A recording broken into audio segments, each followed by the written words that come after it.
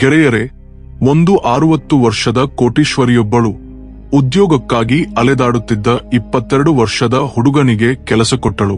ಅಷ್ಟೇ ಅಲ್ಲ, ಅವನನ್ನು ತನ್ನ ಮನೆಯಲ್ಲಿ ಇಟ್ಟುಕೊಂಡು 3 ಹೊತ್ತಿನ ಊಟ ಬಟ್ಟೆಗಳನ್ನು ಕೊಟ್ಟು ತನ್ನ ಮಗನಂತೆ ಕಾಣಿಕೊಂಡಳು. ಆದರೆ ಆ ಹುಡುಗ ಕೆಲಸಕ್ಕೆ ಸೇರಿದ ಮೊದಲ ರಾತ್ರಿಯೇ ಮಲಗುವ ಕೋಣೆಗೆ ಹೋಗಿ ಏನು ಮಾಡಿದ ಎಂದು ತಿಳಿದರೆ ನಿಮ್ಮ ಒಡಲು ಸಾಮ್ ಎನಿಸುತ್ತದೆ. ಅದಾದ ಬಳಿಕ ಆದ ಘಟನೆಯನ್ನು ನೋಡಿದರೆ ನಿಮ್ಮ ಕಣ್ಣುಗಳು ಬೆರಗಾಗುತ್ತವೆ. ಈ ಕಥೆಯು ನಿಮ್ಮನ್ನು ಆಶ್ಚರ್ಯಗೊಳಿಸುತ್ತಾ ರೋಮಾಂಚಕವಾಗಿ ಸಾಗುತ್ತದೆ. ಎಲ್ಲಿಯೂ ಸ್ಕಿಪ್ ಮಾಡದೆ ನೋಡಿ, ಏಕೆಂದರೆ ಅರ್ಥವಾಗದ ಜ್ಞಾನವು ಅಪಾಯಕಾರಿ. ಮಣಿಪುರ ನಗರದಲ್ಲಿ ವಾಸಿಸುವ 60 ವರ್ಷದ ಮಾಧವಿ ಎಂಬ ಮಹಿಳೆ ಎನ್ವಿ ಗ್ರೂಪ್ ಆರ್ಟ್ ಕಂಪನಿಗಳ ಅಧ್ಯಕ್ಷೆ. ರಿಯಲ್ ಎಸ್ಟೇಟ್, ಐಟಿ ಕಂಪನಿಗಳೊಂದಿಗೆ ಆಕೆಯ ಹೆಸರು ಜನಪ್ರಿಯವಾಗಿದೆ. ಸಾವಿರಾರು ಜನರಿಗೆ ಉದ್ಯೋಗ ಕೊಟ್ಟು ಅವರ ಜೀವನವನ್ನು ಸಂಪೂರ್ಣವಾಗಿ ಬದಲಾಯಿಸಿದ ಮಾಧವಿ ಕಷ್ಟಪಟ್ಟು ತನ್ನ ವ್ಯಾಪಾರ ಸಾಮ್ರಾಜ್ಯವನ್ನು ಕಟ್ಟಿಕೊಂಡವಳು. ಆಕೆಯ ಜೀವನವು ಕಟ್ಟುನಿಟ್ಟಾದ ಶಿಸ್ತಿನಿಂದ ಕೂಡಿತ್ತು. ಬೆಳಗ್ಗೆ ಯೋಗ ಮಾಡಿ ಪತ್ರಿಕೆ ಓದಿ ದಿನದ ಕೆಲಸಗಳನ್ನು ಆರಂಭಿಸುತ್ತಿದ್ದಳು. ಮಧ್ಯಾಹ್ನ ಕಂಪನಿ ಸಭೆಗಳು, ಸಂಜೆ ಮನೆಗೆ ಬಂದು ಪುಸ್ತಕ ಓದುವುದು ಅಥವಾ ಸಾಂಸ್ಕೃತಿಕ ಕಾರ್ಯಕ್ರಮಗಳಲ್ಲಿ ಭಾಗವಹಿಸುವುದು ಆಕೆಯ ಆಸಕ್ತಿಯಾಗಿತ್ತು. ಒಂದು ದಿನ ಮಾಧವಿ ನಗರದ ದೊಡ್ಡ ಮಾಲ್ಗೆ ಶಾಪಿಂಗ್ಗೆ ಹೋದಳು. ಅಲ್ಲಿ ವಿಶ್ವವಿಖ್ಯಾತ ಬ್ರಾಂಡ್ಗಳ ಸಾಮಾನುಗಳು ಸಿಗುತ್ತಿದ್ದವು. ತಿಂಗಳಿಗೊಮ್ಮೆ ಆಕೆ ಅಲ್ಲಿಗೆ ಹೋಗಿ ಶಾಪಿಂಗ್ ಮಾಡುತ್ತಿದ್ದಳು. ತನಗೆ ಬೇಕಾದ ವಸ್ತುಗಳನ್ನು ಖರೀದಿಸುತ್ತಿರುವಾಗ ಮಾಲ್ನಲ್ಲಿದ್ದ ಜನರು ಆಕೆಯನ್ನು ಗುರುತಿಸಿ ಗೌರವದಿಂದ ನಮಸ್ಕರಿಸುತ್ತಿದ್ದರು. ಶಾಪಿಂಗ್ ಮುಗಿದ ಬಳಿಕ ಬಿಲ್ ಪಾವತಿಸಲು ಕ್ಯಾಷಿಯರ್ ಬಳಿಗೆ ಬಂದಳು. ಅಲ್ಲಿ 22 ವರ್ಷದ ಯಶವಂತ್ ಎಂಬ ಹುಡುಗ ಕ್ಯಾಷಿಯರ್ನೊಂದಿಗೆ ಉದ್ಯೋಗಕ್ಕಾಗಿ ಬೇಡಿಕೊಳ್ಳುತ್ತಿದ್ದ. ಅವನ ಮುಖದಲ್ಲಿ ಆತಂಕ, ಅಸಹಾಯಕತೆ ಸ್ಪಷ್ಟವಾಗಿ ಕಾಣುತ್ತಿತ್ತು. ಅವನು ಪದೇ ಪದೇ ಕೆಲಸಕ್ಕಾಗಿ ಕೇಳಿಕೊಳ್ಳುತ್ತಿದ್ದ. ಮಾಧವಿಯ ಕಣ್ಣುಗಳು ಯಶವಂತ್ನನ್ನು ಕಂಡವು. ಅವನ ಸ್ಥಿತಿಯು ಆಕೆಯ ಮನಸ್ಸನ್ನು ಕಾಡಿತು. ನಿನ್ನ ಹೆಸರು ಏನು ಎಂದು ಕೇಳಿದಳು. ಯಶವಂತ್ ಆಶ್ಚರ್ಯದಿಂದ, ನನ್ನ ಹೆಸರು ಯಶವಂತ್ ಮೇಡಂ ಎಂದ. ನೀನು ಯಾರು? ಯಾವ ಊರು? ಇಲ್ಲಿ ಏನು ಮಾಡುತ್ತಿದ್ದೀಯ ಎಂದು ಮಾಧವಿ ಕೇಳಿದಳು. ಯಶವಂತ್ನ ಕಣ್ಣುಗಳಲ್ಲಿ ನೀರು ತಿರುಗಿತು. ಮೇಡಂ, ನಾನು ಕೆಲಸಕ್ಕಾಗಿ ಬಂದಿದ್ದೇನೆ. ನಾನೊಬ್ಬ ಅನಾಥ. ಸಣ್ಣವನಿದ್ದಾಗಲೇ ನನ್ನ ತಂದೆ ತೀರಿ ಹೋದರು. ಇತ್ತೀಚೆಗೆ ನನ್ನ ತಾಯಿಯೂ ನನ್ನನ್ನು ಬಿಟ್ಟು ಹೋದರು. ಈ ಲೋಕದಲ್ಲಿ ನನಗೆ ಯಾರೂ ಇಲ್ಲ ಎಂದು ಅಳುತ್ತಾ ಹೇಳಿದ. ಅವನ ಕಣ್ಣೀರು ಕಂಡು ಮಾಧವಿಯ ಹೃದಯ ಕರಗಿತು. ಯಶವಂತ್, ನನ್ನ ಮನೆಯಲ್ಲಿ ಕೆಲಸ ಮಾಡುವೆಯಾ? ನಿನಗೆ ಕೆಲಸ ಕೊಡುತ್ತೇನೆ ಎಂದು ಕೇಳಿದಳು. ಯಶವಂತ್ಗೆ ತನ್ನ ಕಿವಿಗಳನ್ನೇ ನಂಬಲಾಗಲಿಲ್ಲ. ಖಂಡಿತವಾಗಿ ಮಾಡುತ್ತೇನೆ ಮೇಡಂ. ನನಗೆ 3 ಹೊತ್ತಿನ ಊಟ ಸಿಕ್ಕರೆ ಸಾಕು ಎಂದು ಸಂತೋಷದಿಂದ ಹೇಳಿದ. ಮಾಧವಿ, ನಿನಗೆ 3 ಹೊತ್ತಿನ ಊಟ, ಮನೆ, ಬಟ್ಟೆಗಳನ್ನು ಕೊಡುತ್ತೇನೆ. ತಿಂಗಳಿಗೆ 15,000 ರೂಪಾಯಿ ಸಂಬಳವೂ ಕೊಡುತ್ತೇನೆ ಎಂದು ಹೇಳಿದಳು. ಈ ಮಾತುಗಳಿಂದ ಯಶವಂತ್ ಆನಂದದಲ್ಲಿ ಮುಳುಗಿ ಹೋದ. ಆಕೆಗೆ ಧನ್ಯವಾದ ಹೇಳಿ ತನ್ನ ಚೀಲವನ್ನು ಭುಜಕ್ಕೆ ಹಾಕಿಕೊಂಡು ಆಕೆಯೊಂದಿಗೆ ಹೊರಟ. ಮಾಧವಿ ಯಶವಂತ್ನನ್ನು ಕಾರಿನಲ್ಲಿ ತನ್ನ ಮನೆಗೆ ಕರೆದುಕೊಂಡು ಹೋದಳು. ಆಕೆಯ ಮನೆಯನ್ನು ಕಂಡು ಯಶವಂತ್ ಒಂದು ಕ್ಷಣ ದಿಗ್ಭ್ರಮೆಗೊಂಡ.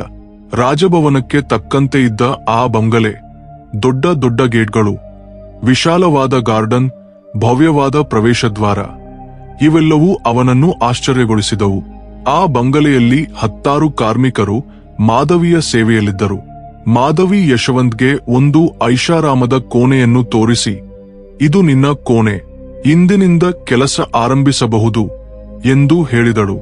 ಯಶವಂತ್ ತಲೆಯಾಡಿಸಿ ಧನ್ಯವಾದ ಹೇಳಿ ತನ್ನ ಚೀಲವನ್ನು ಕೋಣೆಯಲ್ಲಿ ಇಟ್ಟು ಕೆಲಸಕ್ಕೆ ಸಿದ್ಧನಾದ.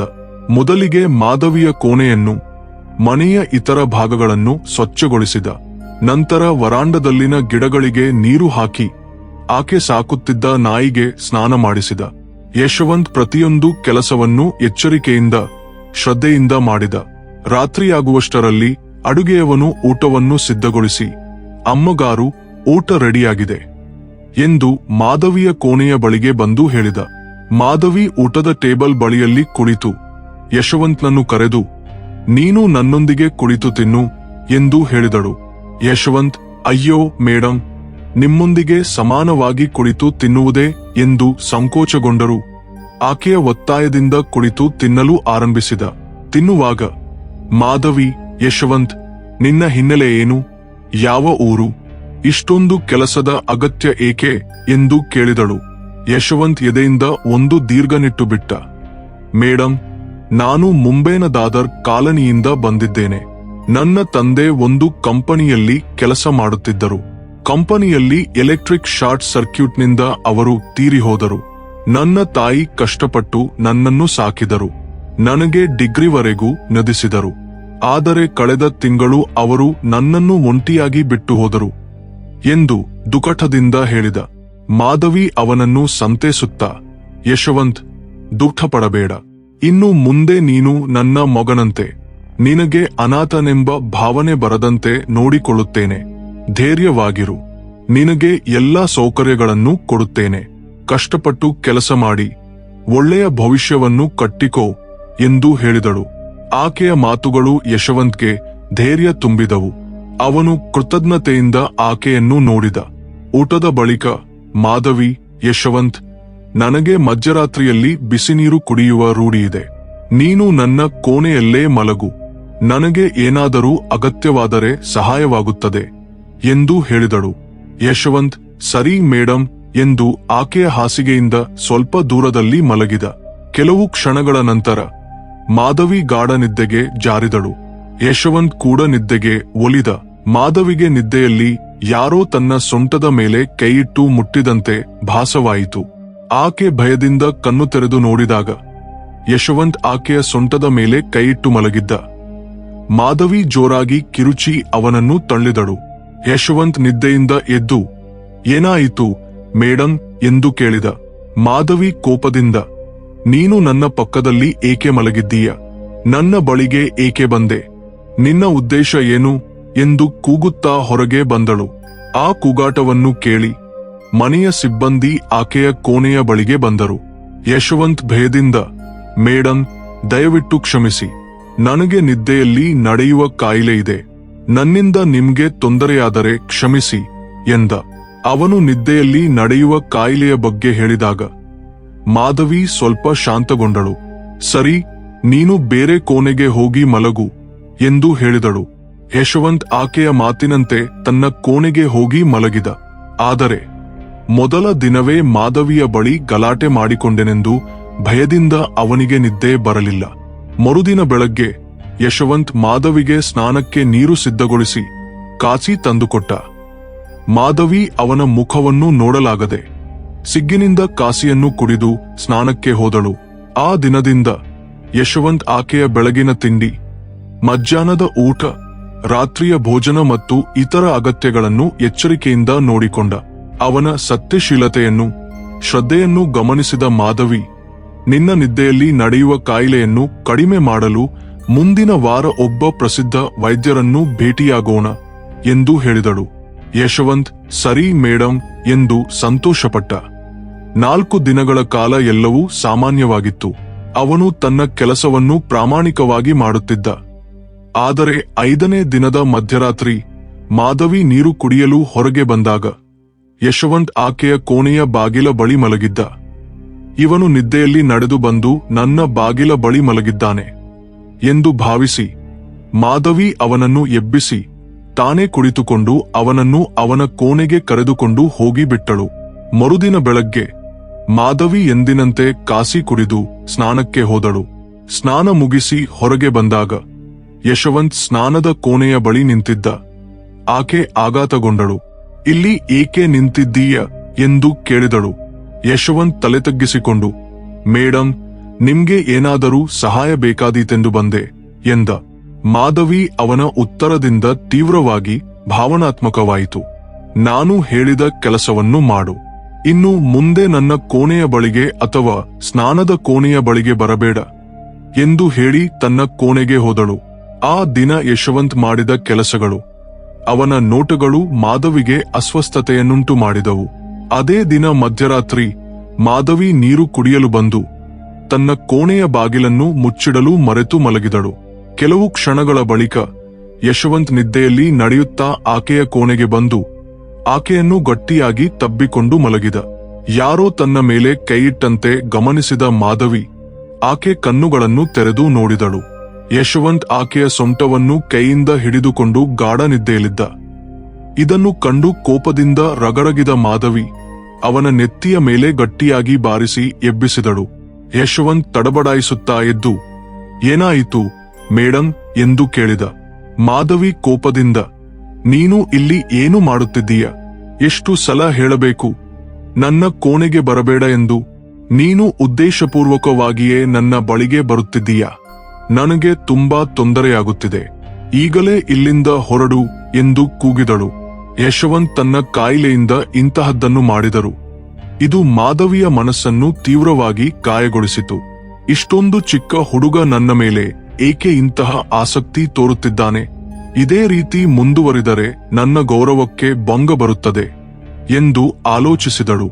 ಇಷ್ಟ ದಿನ ಯಶವಂತ್ನ ಮೇಲೆ ತೋರಿದ ಕರುಣೆ ಕಾಣೆಯಾಗಿ ಆಕೆ ಒಂದು ನಿರ್ಧಾರಕ್ಕೆ ಬಂದಳು. ಮರುದಿನ ಬೆಳಗ್ಗೆ ಯಶವಂತ್ ಕಾಸಿ ಕೊಡಲು ಬಂದಾಗ ಮಾಧವಿ ಅವನ ಕಣ್ಣುಗಳಿಗೆ ನೇರವಾಗಿ ನೋಡುತ್ತಾ, ಯಶವಂತ್, ಇನ್ನು ಮುಂದೆ ನೀನು ಇಲ್ಲಿ ಕೆಲಸ ಮಾಡುವ ಅಗತ್ಯವಿಲ್ಲ. ನೀನು ರಾತ್ರಿಯಿಡೀ ನನ್ನ ಕೋಣೆಗೆ ಬಂದರೆ ಜನರು ನನ್ನ ಬಗ್ಗೆ ಕೆಟ್ಟದಾಗಿ ಮಾತಾಡುತ್ತಾರೆ. ಮಾಧವಿ ಎಂದರೆ ಜನರು ಗೌರವಿಸುತ್ತಾರೆ. ಆ ಗೌರವವನ್ನು ನಿನ್ನಿಂದ ಕಳೆದುಕೊಳ್ಳಲಾರೆ ಎಂದು ಹೇಳಿ ಅವನನ್ನು ಕೆಲಸದಿಂದ ತೆಗೆದುಹಾಕಿದಳು. ಕೆಲಸ ಕಳೆದುಕೊಂಡ ದುಃಖದಲ್ಲಿ ಯಶವಂತ್ನ ಕಣ್ಣುಗಳಲ್ಲಿ ನೀರು ತಿರುಗಿತು. ತನ್ನ ಚೀಲವನ್ನು ತೆಗೆದುಕೊಳ್ಳದೆ ಮಾಧವಿಯ ಮನೆಯಿಂದ ಹೊರಟು ಹೋದ. ಅದಾದ ಬಳಿಕ ಮಾಧವಿ ಎಂದಿನಂತೆ ಕಾಸಿ ಕುಡಿದು ಸ್ನಾನ ಮಾಡಿ ತನ್ನ ಕೋಣೆಯ ದೊಡ್ಡ ಲಾಕರ್ನತ್ತ ನೋಡಿದಳು. ಆ ಲಾಕರ್ನ ಬಾಗಿಲು ಸ್ವಲ್ಪ ತೆರೆದಿತ್ತು. ಆಕೆಯ ಸೊಂಟಕ್ಕೆ ಕಟ್ಟಿಕೊಂಡಿದ್ದ ಕೀಲಿಯು ಅಲ್ಲಿಯೇ ತೂಗಾಡುತ್ತಿತ್ತು. ಆಕೆ ಭಯದಿಂದ ಹಣವನ್ನು ಕದ್ದಿರಬಹುದೇ ಎಂದು ಶೋಧಿಸಿದಳು. ಹಣ, ಚಿನ್ನ ಏನೂ ಕಳೆದಿರಲಿಲ್ಲ. ಆದರೆ ಕೆಲವು ವರ್ಷಗಳ ರಹಸ್ಯ ಫೈಲ್ಗಳು ಮತ್ತು ಕೆಲವು ಫೋಟೋಗಳು ಕಳವಾಗಿದ್ದವು.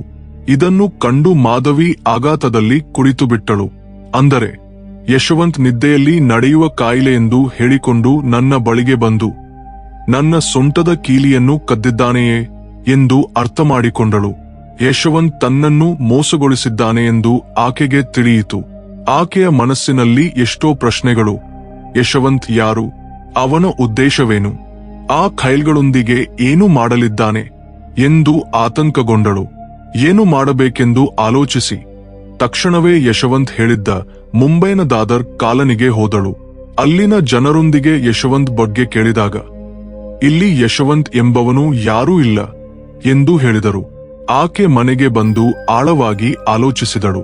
ಅವನ ಕೋಣೆಯಲ್ಲಿ ಏನಾದರೂ ಸುಳಿವು ಸಿಗಬಹುದು ಎಂದು ಭಾವಿಸಿ ಯಶವಂತ್ನ ಕೋಣೆಗೆ ಹೋದಳು. ಅಲ್ಲಿ ಅವನ ಚೀಲ ಸಿಕ್ಕಿತು. ಜೀಪ್ ತೆರೆದು ನೋಡಿದಾಗ ಕೆಲವು ಬಟ್ಟೆಗಳು ಇದ್ದವು. ಬಟ್ಟೆಗಳನ್ನೆಲ್ಲ ಹೊರಗೆ ತೆಗೆದಾಗ ಅವನ ವಾಲೆಟ್ ಸಿಕ್ಕಿತು. ಅದನ್ನು ತೆರೆದು ನೋಡಿದ ಮಾಧವಿಗೆ ಮನಸ್ಸು ಖಾಲಿಯಾಯಿತು. ಏಕೆಂದರೆ ಆ ವಾಲೆಟ್ನಲ್ಲಿ ಯಶವಂತ್ನ ತಂದೆ ತಾಯಿಯ ಫೋಟೋ ಇತ್ತು. ಆ ಫೋಟೋವನ್ನು ಕಂಡ ತಕ್ಷಣ ಮಾಧವಿಯ ಕೈಗಳು ನಡುಗಿದವು. ಒಡಲು ಬೆವರುವಿಕೆಯಾಯಿತು. ಹಿಂದಿನ ಘಟನೆಗಳು ಆಕೆಯ ಕಣ್ಣ ಮುಂದೆ ಕದಲಾಡಿದವು. ಗೆಳೆಯರೇ, ಯಶವಂತ್ನ ತಂದೆ ಒಬ್ಬ ಶ್ರೀಮಂತ ವ್ಯಾಪಾರಿ. ಮಾಧವಿ ಆ ಕಂಪನಿಯಲ್ಲಿ ಕಾರ್ಯದರ್ಶಿಯಾಗಿ ಕೆಲಸ ಮಾಡುತ್ತಿದ್ದಳು. ಆಕೆ ತನ್ನ ಸೌಂದರ್ಯವನ್ನು, ಬುದ್ಧಿಯನ್ನು ಬಳಸಿಕೊಂಡು ಯಶವಂತ್ನ ತಂದೆಯನ್ನು ತನ್ನ ವಶಕ್ಕೆ ತೆಗೆದುಕೊಂಡಿದ್ದಳು. ವಾರದಲ್ಲಿ 4 ದಿನಗಳ ಕಾಲ ಅವನನ್ನು ತನ್ನ ಮನೆಗೆ ಕರೆತಂದುಕೊಳ್ಳುತ್ತಿದ್ದಳು.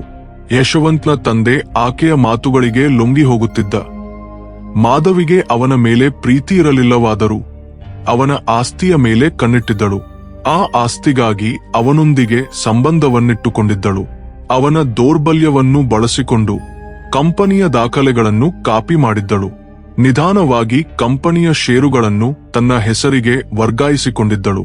ಆಸ್ತಿಯನ್ನು ಕೈವಶ ಮಾಡಿಕೊಂಡ ತಕ್ಷಣ ಯಶವಂತ್ನ ತಂದೆಯನ್ನು ಕ್ರೂರವಾಗಿ ಕೊಂದು ಆ ಅಪರಾಧವನ್ನು ಯಶವಂತ್ನ ತಾಯಿಯ ಮೇಲೆ ತಳ್ಳಿದ್ದಳು.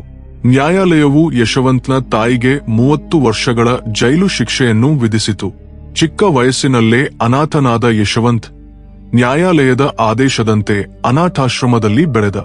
ದೊಡ್ಡವನಾದ ಬಳಿಕ ತನ್ನ ತಾಯಿಯನ್ನು ಭೇಟಿಯಾಗಲು ಜೈಲಿಗೆ ಹೋಗುತ್ತಿದ್ದ. ತನ್ನ ಮೇಲಾದ ಅನ್ಯಾಯದ ಬಗ್ಗೆ ತಾಯಿ ಅವನಿಗೆ ಹೇಳಿದ್ದಳು. ತನ್ನ ತಾಯಿಗೆ ನ್ಯಾಯ ಕೊಡಿಸಲು, ತಂದೆಯ ಆಸ್ತಿಯನ್ನು ಮರಳಿ ಪಡೆಯಲು ಯಶವಂತ್ ಕಾರ್ಮಿಕನಾಗಿ ಮಾಧವಿಯ ಮನೆಗೆ ಸೇರಿ ಆಕೆಯ ಲಾಕರ್ನಿಂದ ತಂದೆಯ ಕೊಲೆಗೆ ಮತ್ತು ಆಸ್ತಿಗೆ ಸಂಬಂಧಿಸಿದ ಫೈಲ್ಗಳನ್ನು ಫೋಟೋಗಳನ್ನು ಕದ್ದಿದ್ದ. ಮಾಧವಿ ಹಿಂದಿನ ಘಟನೆಗಳನ್ನು ನೆನಪಿಸಿಕೊಳ್ಳುತ್ತಾ ಕುಳಿತಿದ್ದಾಗ ಪೊಲೀಸರು ಆಕೆಯನ್ನು ಬಂಧಿಸಲು ಬಂದರು. ಪೊಲೀಸರನ್ನು ಕಂಡ ತಕ್ಷಣ ಮಾಧವಿಯ ಕಣ್ಣ ಮುಂದೆ ಭವಿಷ್ಯದ ದೃಶ್ಯಗಳು ಕಾಣಿಸಿದವು. ಆಕೆ ಭಾರವಾದ ಕಾಲುಗಳೊಂದಿಗೆ ಪೊಲೀಸ್ ಠಾಣೆಗೆ ಹೋದಳು. ಪೊಲೀಸರು ವಿಚಾರಣೆ ನಡೆಸಿ ಆಕೆಯನ್ನು ನ್ಯಾಯಾಲಯಕ್ಕೆ ಕರೆದುಕೊಂಡು ಹೋದರು. ನ್ಯಾಯಾಲಯದ ಆವರಣದಲ್ಲಿ ಯಶವಂತ್ನನ್ನು ಮುಖಾಮುಖಿಯಾಗಿ ಕಂಡ ಮಾಧವಿ ತಲೆ ತಗ್ಗಿಸಿಕೊಂಡು ಒಳಗೆ ಹೋದಳು. ನ್ಯಾಯಾಲಯದಲ್ಲಿ ಯಶವಂತ್ ತಾನು ಸಂಗ್ರಹಿಸಿದ ಸಾಕ್ಷ್ಯಗಳನ್ನು ಒಂದೊಂದಾಗಿ ಸಲ್ಲಿಸಿದ. ತಂದೆಯ ಕಂಪನಿಯ ಆರ್ಥಿಕ ದಾಖಲೆಗಳು, ಮಾಧವಿಯಿಂದ ಮಾಡಲಾದ ಆಸ್ತಿ ವರ್ಗಾವಣೆಯ ಪುರಾವೆಗಳು, ಕೊಲೆಯ ದಿನದಂದು ಮಾಧವಿಯ ಫೋನ್ ಕರೆಗಳ ರೆಕಾರ್ಡಿಂಗ್ಗಳು ಇವೆಲ್ಲವೂ ಆಕೆಯ ಕುತಂತ್ರವನ್ನು ಸ್ಪಷ್ಟವಾಗಿ ಬಯಲಿಗೆಳೆದವು.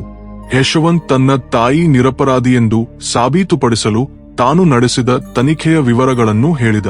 ತಾಯಿಯು ತನ್ನ ಮೇಲಾದ ಅನ್ಯಾಯದ ಬಗ್ಗೆ ನ್ಯಾಯಾಲಯಕ್ಕೆ ವಿವರಿಸಿದಳು.